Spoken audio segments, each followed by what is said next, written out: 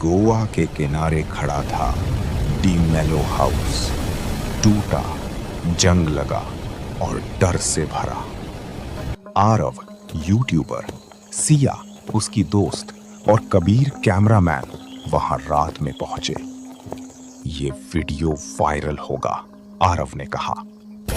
दरवाजा खुद ही चरमराकर खुल गया। अंदर अजीब सी ठंड थी, जैसे कोई देख रहा हो। दीवारों पर पुराने परिवार की तस्वीरें थीं, लेकिन सबके चेहरे खुरचे हुए। सिया ने फुसफुसाया, यहां कुछ ठीक नहीं है। तभी ऊपर से कदमों की आवाज आई। कबीर ने कैमरा घुमाया, कोई है वहां? लेकिन वहां कोई नहीं था। अचानक दरवाजा पीछे से जोर से बंद हो गया। तीनों फंस चुके थे।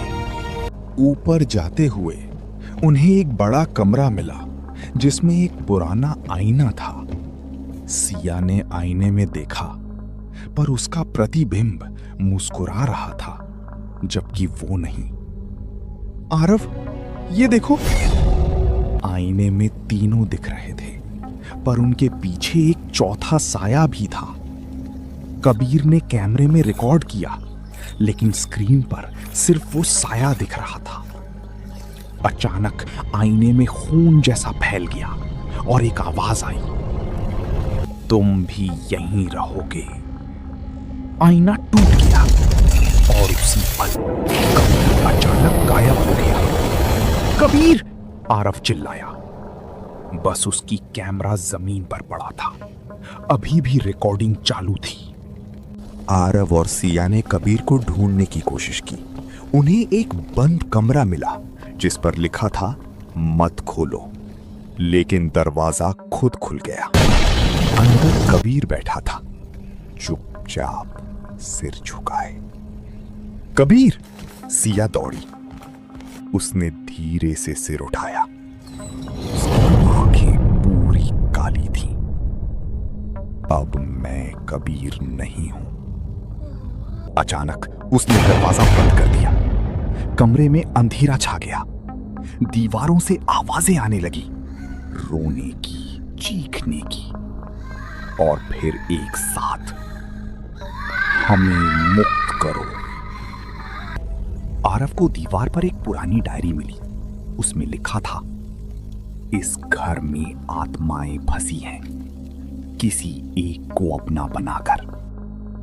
आरव समझ गया।